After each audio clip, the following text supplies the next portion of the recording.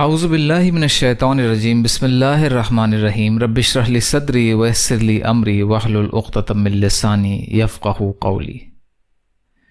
21 ذی الحجہ اسلامی تاریخ۔ حضرت نظام الدین اولیاء رحمۃ اللہ علیہ۔ حضرت نظام الدین اولیاء رحمۃ اللہ علیہ چشتیہ سلسلے کے مشہور بزرگ گزرے ہیں۔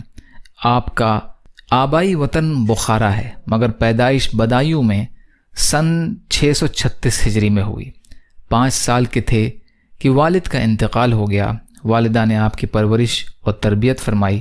علوم ظاہری میں کمال حاصل کرنے کے بعد علوم باطنی کے لیے حضرت فرید گنج کی خدمت میں حاضر ہوئے اور بیت الخلافت سے سرفراز ہوئے۔ پھر دعوت دین کو زندگی کا مقصد بنا لیا۔ عہد الہی کے آخری چند سالوں میں شراب و کباب، فسق و فجور، قمار بازی اور بے شمار دیگر برائیاں بالکل عام تھیں، لیکن آپ کی محنت کے ذریعے ہندوستان کے اکثر مسلمان عبادت، تصوف اور زہد کی طرف مائل ہو گئے تھے۔ آپ کی خانقاہ میں اس قدر لوگ آتے کہ بادشاہ کے دربار میں بھی اتنی بھیڑ نہ ہوتی۔ بادشاہوں سے میل جول اور ملاقات پسند نہیں فرماتے، حتیٰ کہ ایک مرتبہ سلطان علاؤالدین خلجی نے ملاقات کے لیے بہت اصرار کیا تو فرمایا کہ فقیر کے یہاں 2 دروازے ہیں، اگر بادشاہ ایک دروازے سے آئے گا تو فقیر دوسرے دروازے سے نکل جائے گا۔ انتقال سے 40 دن پہلے کھانا پینا بالکل چھوڑ دیا تھا، ہر وقت روتے رہتے، آنسو تھمتے ہی نہ تھے۔ سن 725 ہجری میں آپ کا انتقال ہوا۔ اللہ کی قدرت، رنگ یعنی کلر۔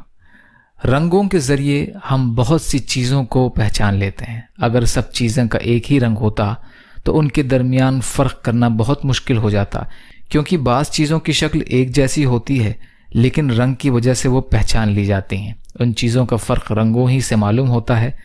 ذرا بھی غور کرو تو ہر پھل کا رنگ اندر اور باہر سے ایک دم الگ الگ ہے، جس سے پھل وغیرہ کا پہچاننا آسان ہو جاتا ہے اور کچے پکے کا پتہ چل جاتا ہے۔ مختلف رنگوں کا پایا جانا اللہ کی قدرت کی زبردست علامت ہے۔ ایک فرض کے بارے میں سچی گواہی دینا۔ قرآن میں اللہ تعالیٰ فرماتا ہے، اے ایمان والوں، انصاف پر قائم رہتے ہوئے اللہ کے لیے گواہی دو، چاہے وہ تمہاری ذات، والدین اور رشتہ داروں کے خلاف ہی کیوں نہ ہو۔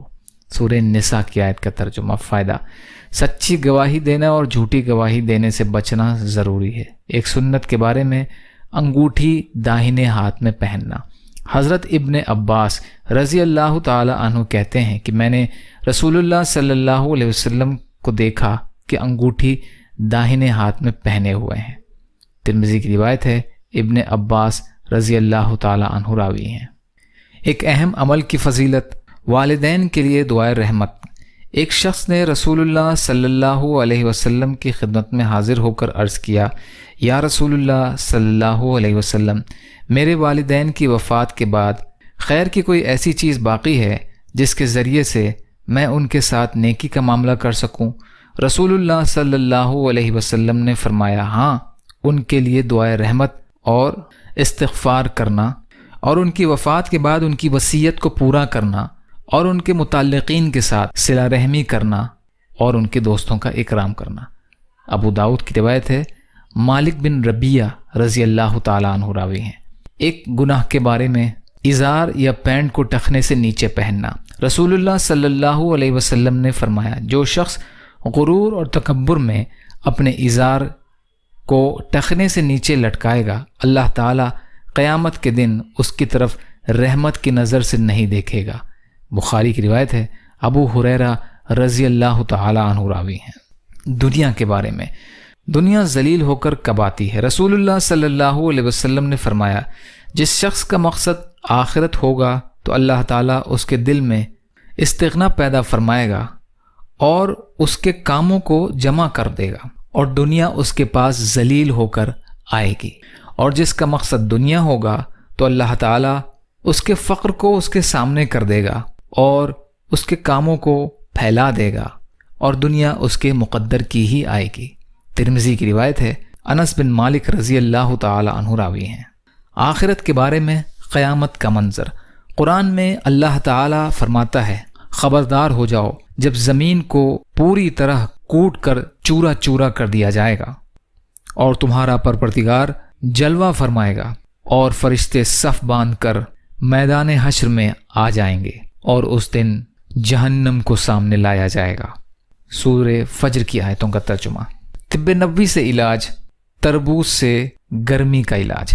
رسول اللہ صلی اللہ علیہ وسلم تربوز کو تر کھجور کے ساتھ کھاتے اور فرماتے کہ ہم اس کھجور کی گرمی کو تربوز کی ٹھنڈک کے ذریعے اور تربوز کی ٹھنڈک کو کھجور کی گرمی کے ذریعے ختم کرتے ہیں۔